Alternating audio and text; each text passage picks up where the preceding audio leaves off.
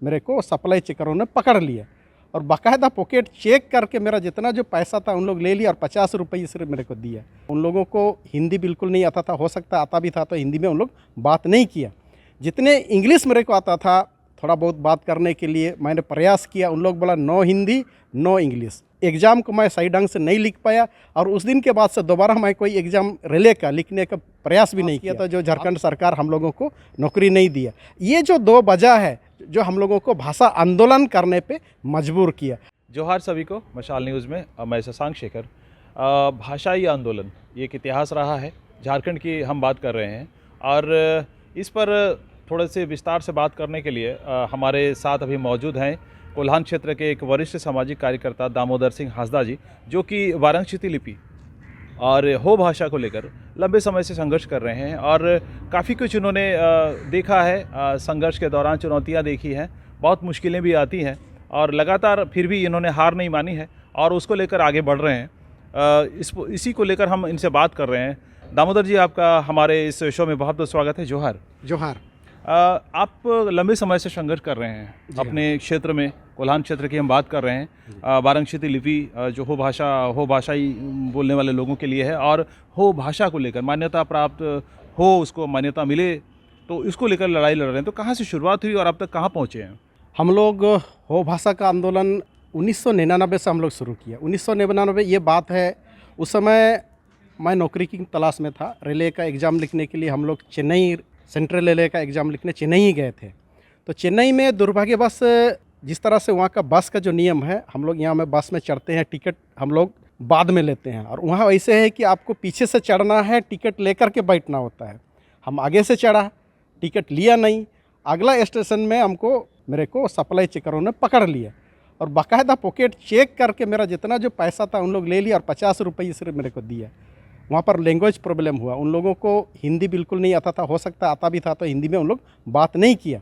जितने इंग्लिश मेरे को आता था थोड़ा बहुत बात करने के लिए मैंने प्रयास किया, उन लोग बोला नो हिंदी नो इंग्लिश। तो उन लोग सिर्फ तमिल से ही बात किया तो मेरे को बहुत चोट लगा। उस एग्ज़ाम को मैं सही ढंग से नहीं लिख पाया और उस दिन के बाद से दोबारा मैं कोई एग्ज़ाम रिले का लिखने का प्रयास भी नहीं किया।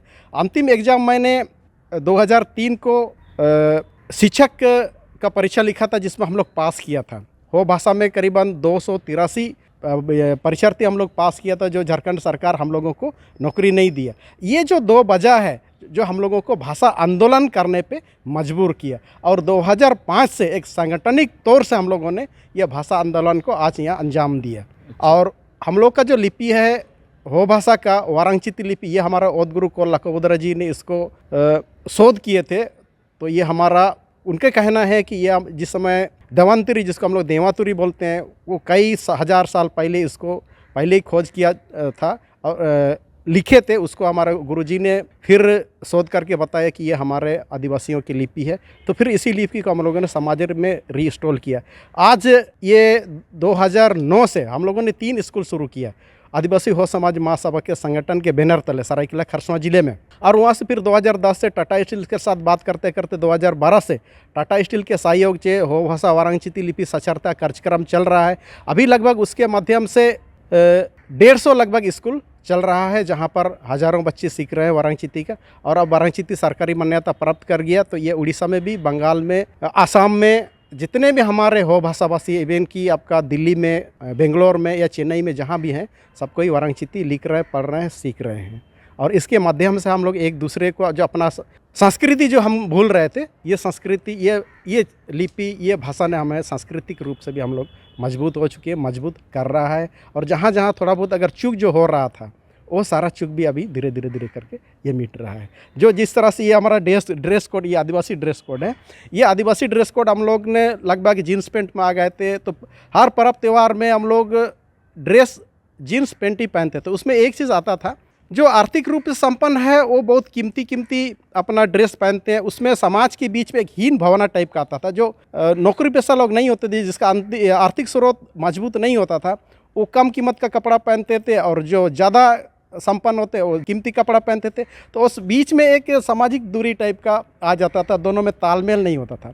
जब से हमने ड्रेस कोड लागू किया, भाई हर किसी को धोती पहनना पर्व त्यौहार में, तो आज हर कोई धोती पहन रहा है, कोई 100 रुपये के पहन रहा है तो ठीक है, कोई 200 का भी पहन रहा है तो ठीक है, लेकिन एक ड्रेस कोड आया तो एक पर्व त्यौहार में एक जो मधुरता, एक संबंध जो होता है, वो मधुर संबंध अभी हम लोग का समाज के बीच में ये कायम हो गया। ये भाषा आंदोलन का ही तेज है। और एक चीज़ हम लोग का समाज से जो बहुत बड़ा नाम है, हम लोग डॉक्टर रामदयाल मुंडा जी, उसने एक चीज़ बोला था संस्कृति को लेकर, जे नची से बची, मतलब जो नचेगा वही बचेगा। उसके अंदर में बहुत बड़ा बात उन्होंने रख दिया कि जो अपना संस्कृति को बचाएगा वही समुदाय बच पाएगा। और शायद इसी से हम लोग प्रेरित होकर के हम लोगों ने अपने पूरे समुदाय में, जहाँ जिस जिस गांव में वाद्य यंत्र, हमारा पारंपरिक वाद्य यंत्र नहीं था, उस सारे गांव में हम लोग वाद्य यंत्र को हम लोग रीइंस्टॉल कर दिए। अब सब गाँव में, जिसको नागड़ा मंडल जो बोलते हैं, दामादुमेंग हम लोग जो बोलते हैं, सब गाँव में आज दामादुमेंग है। ये हम लोगों ने करीबन आप 2005 से ही मान करके चली, ये 17 साल के दरमियान सारे गांव में हम लोगों ने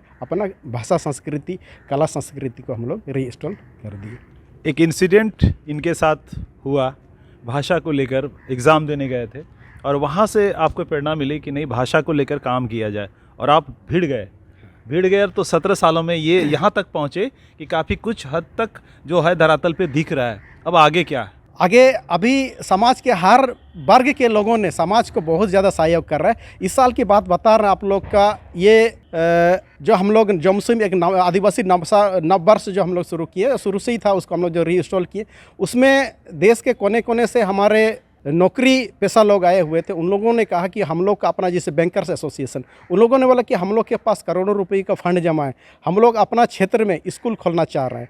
फिर डॉक्टर्स एसोसिएशन आए, डॉक्टर्स लोग, उन लोग का संगठन बोलता है कि हम लोग अपना क्षेत्र में आदिवासी, हम लोग अपने लोगों के लिए, अपने लोगों के बीच में हॉस्पिटल खोलना चाह रहे हैं। ये एक तरह से बहुत बड़ा सामाजिक परिवर्तन का ये एक संकेत है कि समाज के लोग एकजुट हो रहे हैं। और जो नौकरी पेशा लोग थे, जो रिटायरमेंट होकर के जिन्हें घर में आराम करना चाहिए, वो लोग संगठन में जुड़ करके सेवानिवृत्त संगठन, बाकायदा सेवानिवृत्त संगठन बना करके उन लोग समाज को आगे बढ़ाने में उन लोग भी दिन रात एक किए हुए हैं। उन लोग अपना एक यह है।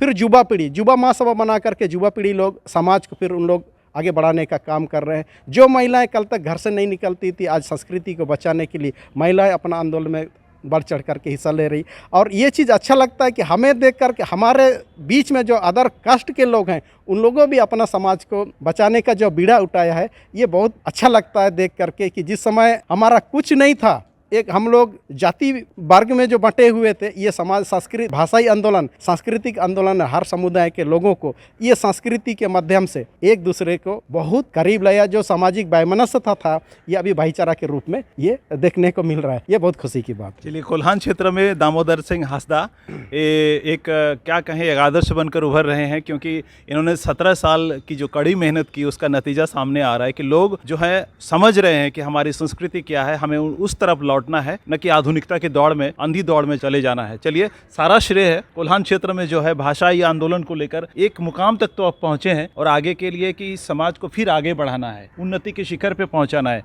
और भी जो जाति समुदाय के लोग हैं वो आपसे प्रेरणा लेंगे कि किस तरह से भाषाई आंदोलन को सफल किया जा सकता है। 2 शब्द अंत में मैं ये बोलना चाहूँगा। जैसे आसाम में हमारे बहुत लोग हैं जिसको टी ट्राइब के नाम से जाना जाता है, वहाँ पर उन लोग को एसटी का दर्जा पहले नहीं मिल रहा था। उन लोगों ने बताया, उन लोग भी भाषाई रूप से जब एकजुट हुआ, जबकि उन लोग भाषा को भूलते जा रहा था, आज उन लोग भाषाई रूप से एकजुट हो रहे हैं, सांस्कृतिक रूप से एकजुट हो रहे हैं। तो जितने आसाम में इधर उधर बिखरे हुए हमारे समुदाय के लोग हैं, उन लोग एकजुट होकर के सरकार को उन लोगों ने आवेदन दिया, और सरकार आज उन लोगों को एसटी मान रही है। ये खुशी की बात है। उन लोगों ने जो जिस ड्रेस कोड की हम लोगों ने बात किया था, आज उन लोगों भी वो ड्रेस कोड को अपना लिए हैं। ये हमारे लिए ये बहुत खुशी की बात है। ये एक सबसे सामाजिक जीत है।